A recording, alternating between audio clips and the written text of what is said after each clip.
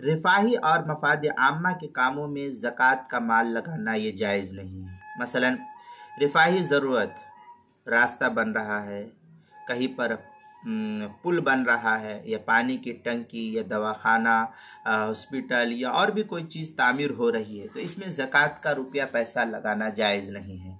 इन जगहों पर सिर्फ सर्फ करने से ज़कात अदा नहीं होगी। जैसे और इसी तरीके से बहुत से लोग जो है किसी हॉस्पिटल में कहीं ज़रूरत होती है किसी मशीन की, तो ज़कात के माल से उस मशीन को हॉस्पिटल में दे देते हैं, तो इससे भी अदा नहीं होगी क्योंकि मिल्कियत यहाँ नहीं पाई गई। इसी तरीके से ज़कात के माल से कब्रस्तान की दीवारें तामीर कर देते हैं, तो इससे भी ज़कात अदा नहीं होगी। इसका ख़ास ख्याल रखना चाहिए।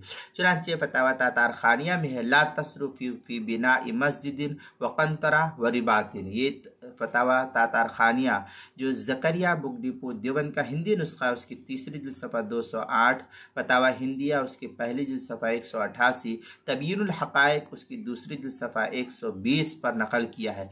आगे मज़ीद फतावा शामी के अंदर है वला यसरिफ़ु इला बिनाइ मस्जिद दुर मुख्तार। फिर आगे फतावा शामी में नहवा मस्जिद का बिनाइल क़नातिर व सिक़ायात व इस्लाह तुरुक़ात वगैरह जो है नकल किया है।